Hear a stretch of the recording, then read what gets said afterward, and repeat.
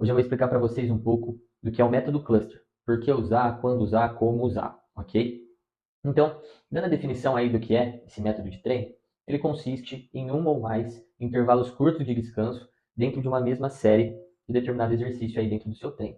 Então, dando um exemplo aí, se nós formos fazer uma série de agachamento de 6 repetições, eu pedi para o atleta ou para o aluno realizar 3 repetições, descansar 20 segundos e depois realizar mais 3 repetições, eu estou realizando uma série aí dentro do método cluster. Então, o cluster seria esse pequeno intervalo de descanso dentro de uma mesma série. E ele pode ser feito de diversas formas. Eu posso fazer mais de uma série de descanso. Então, eu poderia dividir essa série aí de 6 em fazer 2 repetições, descansar, fazer 2, descansar 15, 20 segundos e fazer mais 2. Posso dividir em 6, se eu quiser, fazer uma repetição, descansa, outra repetição, descansa. Não preciso fazer de forma proporcional também. Então, se eu for fazer uma série de 5 repetições e eu quiser fazer 3 repetições, descansar e fazer mais 2, posso também. Ele consiste somente nesse curto intervalo de descanso dentro de uma série. E o que eu vou explicar aqui para vocês hoje é para que serve esse intervalo de descanso? O que a gente prioriza quando fazemos ele? Quando que eu devo usar? Ok? Então, explicando de maneira geral, esse método permite com que acumulemos mais volume em alta intensidade ou acumular somente mais volume de trabalho, realizar movimentos com maior qualidade técnica, realizar um ajuste dentro da mesma série, tá?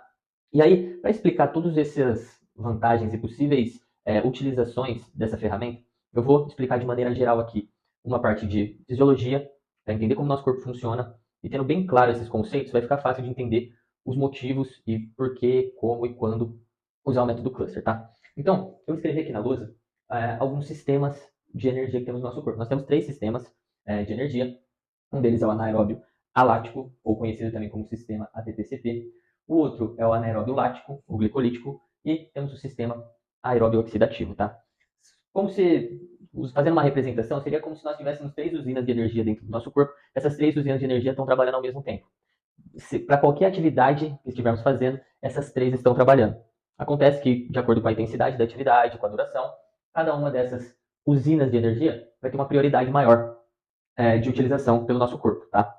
Então, eu trouxe aqui alguns elementos e eu vou comentar esses elementos em relação a cada um desses sistemas de energia, tá? Aqui é a presença de oxigênio. A presença de oxigênio só é necessária para o sistema aeróbio oxidativo. Então, é o único sistema que utiliza de oxigênio. Então, eu vou por aqui um certinho como se para indicar que ele utiliza o oxigênio. O anaeróbio lático e glicolítico não usa oxigênio para realizar isso, as suas atividades, ok? E aí agora eu vou falar um pouquinho do substrato. Qual que é o substrato de cada um desses sistemas? Então vamos lá.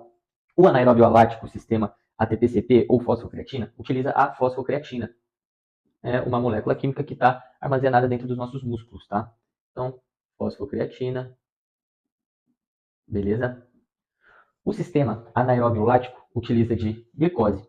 Glicose vai ter uma relação aí direta com glicogênio intramuscular ou glicose que está no nosso sangue, tá? Na nossa corrente sanguínea, quando nós comemos algum carboidrato. Então, glicose, glicogênio, carbo, beleza? Esse é o substrato do sistema anaeróbio lático. E o sistema aeróbio oxidativo utiliza carbo. Então, vamos por aqui dentro do carbo, para não ter que escrever tudo. Glicose, glicogênio, também faz parte. Gorduras e proteínas, beleza? Então, essas são as fontes, os substratos de cada um desses sistemas, ok? E agora, falando sobre a intensidade. O que seria a intensidade? A capacidade de produzir energia, de produzir ATP, a velocidade com que vai produzir. O sistema anaeróbio lático, ou fosfocreatina, é o sistema que produz essa ATP, energia, com maior intensidade, com maior velocidade. Então, é um sistema que está muito relacionado com atividades de alta intensidade. Eu comentei que as 3 usinas estão trabalhando juntos ao mesmo tempo. Se eu for pegar uma prova de 100 metros rasos, por exemplo, o principal sistema que está sendo demandado de todos os atletas ali vai ser o anaeróbio alático, sistema ATP-CP. Então, eu vou por aqui, intensidade muito alta, tá? Muito alta. O anaeróbio lático, ele é o sistema com maior intensidade depois do sistema anaeróbio alático. Então, ele também está relacionado com ações de alta intensidade, de força e de potência, porém, numa intensidade um pouco menor. Então, eu vou por aqui somente alta, tá? E o sistema aeróbio oxidativo, ele já está relacionado com uma intensidade baixa, tá? Então, dando um exemplo aí, em maratonas, por exemplo, um tipo de duração aí de exercício muito longo, o sistema aeróbio passa a ser predominante, porque não tem como corrermos uma maratona na nossa máxima intensidade. Os atletas ali de mais alto nível correm muito rápido, porém eles não estão na velocidade máxima deles, senão eles estariam recrutando muito desses dois sistemas, tá? E agora falando sobre duração. A duração do sistema anaeróbio lático é baixa, tá? Então, ele consegue ser aí o protagonista dentro dos três durante uma duração de em torno de 10 a 30 segundos, tá? Então, se você começa a fazer uma atividade em altíssima intensidade, você vai tentar dar um tiro ali de 1 quilômetro e você começa na sua máxima intensidade e vai tentar fazer esse 1 quilômetro na sua máxima intensidade. Você vai demorar ali, vamos por 4 minutos. Depois dos primeiros 30 segundos, esse sistema ele começa a ser esgotado, ele começa a chegar perto do seu limite ali. Então, ele deixa de ter uma contribuição efetiva. Sendo assim, a intensidade do exercício começa a ficar um pouco comprometida, tá? Já esse aqui, vamos por que a duração é média. Então, ele está relacionado com o quanto de glicogênio intramuscular que você tem reservado, se você está bem alimentado ou não. Porém, eu vou colocar aqui, ó, de 2 a 5 minutos, tá? Ainda assim, é uma duração curta. Vou até melhorar isso aqui, ó. Vou colocar curta e vou por aqui muito curta, tá? Para ficar um pouquinho mais claro. Muito curta.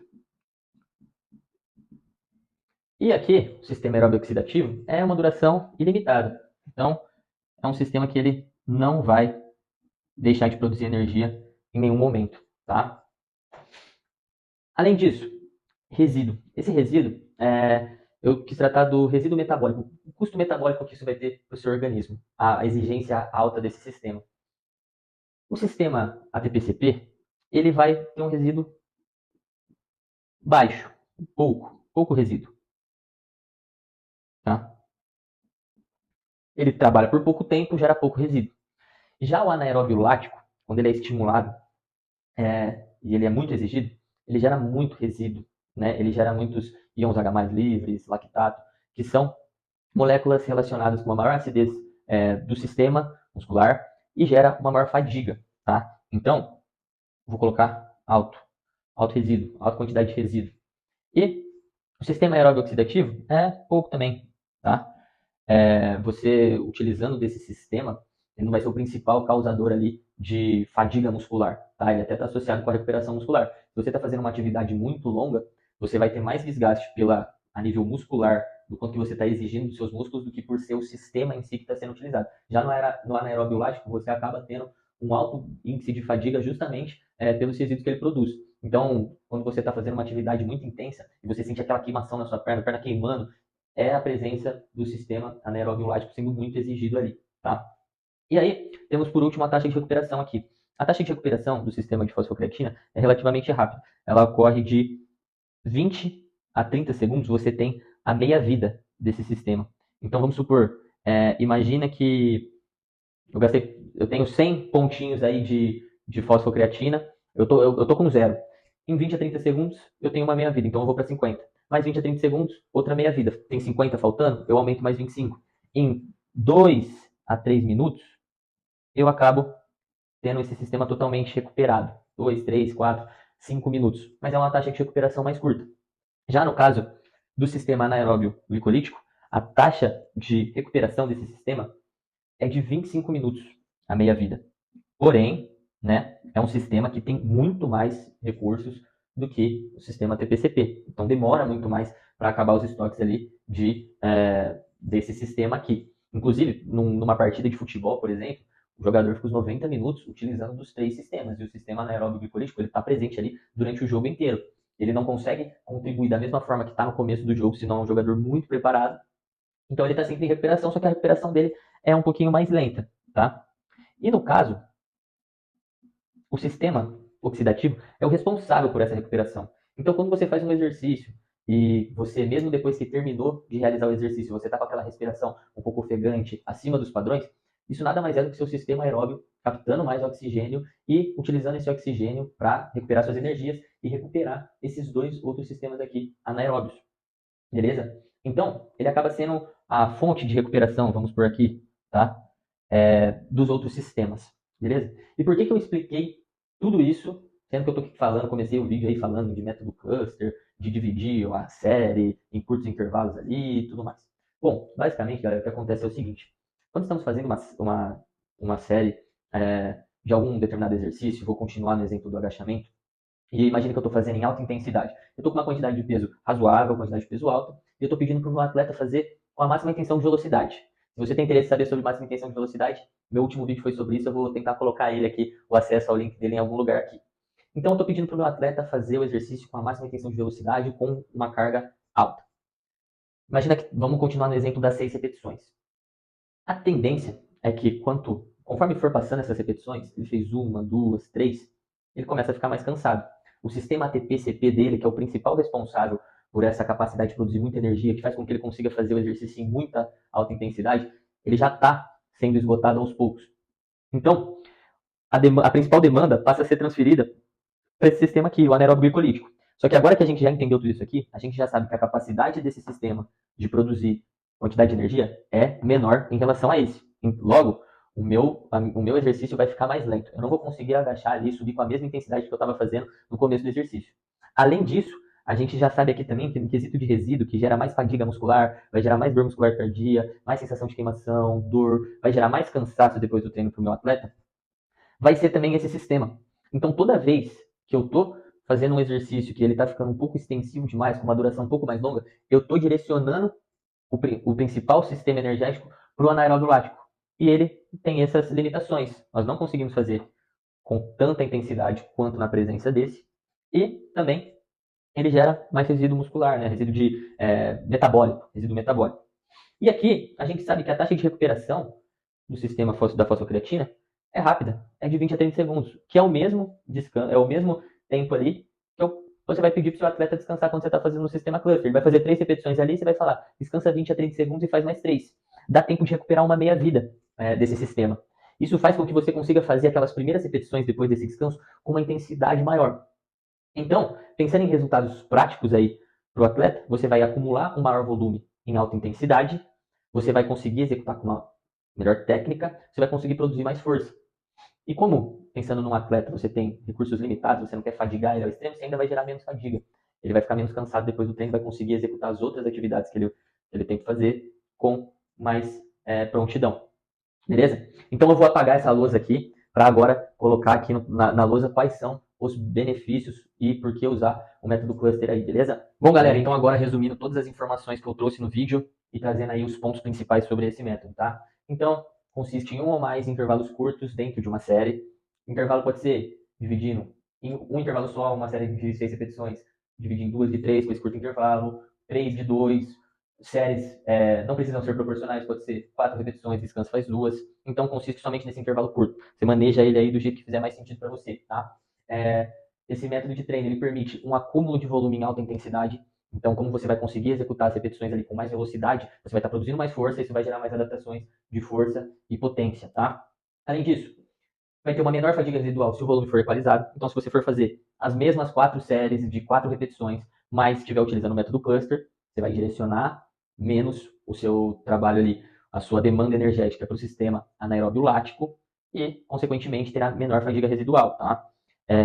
Também, ele pode ser uma ferramenta para aumentar o volume. Então, aqui eu dei o exemplo com o volume equalizado. Agora, se você está buscando, por exemplo, hipertrofia e sabe que o volume é uma variável fundamental para essa adaptação. Quanto mais trabalho você fizer, a tendência é que você tenha mais resultados. E você está ali fazendo um bíceps, por exemplo. Você vai fazer uma série de 10. E aí, você faz, na verdade, 6 repetições e dá esse descanso de 20, 30 segundos. Pode ser que, com esse descanso, você consiga fazer mais 6. E você consegue, dessa forma, acumular um pouco mais de volume. Você vai fazer 2 repetições a mais. Dessa forma, pode ajudar também nos ganhos com hipertrofia. Além disso, parte técnica. Por estar mais descansado, estar mais recuperado, a execução de movimentos que, com a fadiga, começam a ter um decaimento ali no nível técnico, podem ser melhorados, tá? E aqui, por último, eu até botei uma questão psicológica. Muitos alunos, você pode virar para ele e falar assim, ó, você vai fazer agora 5 repetições de levantamento terra. E aí pode ser que ele faça 4 e chegue na quinta ele falhe. Talvez, se você virar para esse mesmo aluno e falar, ó, faz 3 repetições, aí você descansa 20 segundos e depois você faz as outras 2 que faltam, pode ser que o aluno consiga realizar. E aí você vai gerar uma reação psicológica positiva. Ele vai falar, pô, consegui levantar 100 quilos do chão, 5 repetições. Tá? Você vai evitar, talvez, essa questão da falha dentro do treino. Então, no geral aí, são esses os benefícios, as formas que você pode usar aí o cluster e que você pode ser beneficiado aí dentro do seu treino. O cluster é um método que, assim como diversos outros métodos, tem seus pontos positivos, negativos, tem seus objetivos. Agora que vocês já sabem mais sobre todo o contexto da fisiologia, do motivo de utilizar esse método, ele deve ser como uma ferramenta que você tem ali dentro da sua caixa de ferramentas e você vai utilizar quando fizer sentido. Cluster não é o melhor método do mundo, não acho que ninguém deve basear todo o seu treino e ficar fazendo cluster, toda hora bota a pessoa para descansar ali, 15 segundos, porque você vai gerar mais força, mais potência. Tudo depende do objetivo que o treinador tem quando ele está elaborando o treino, ou você que vai montar um treino aí para você, tem como objetivo, tá? É uma ferramenta, cabe ao treinador saber a melhor forma de usá-la. Beleza? Obrigado por terem assistido esse vídeo. Se tem algum comentário, comentem aí, vamos conversar e até o próximo. Valeu!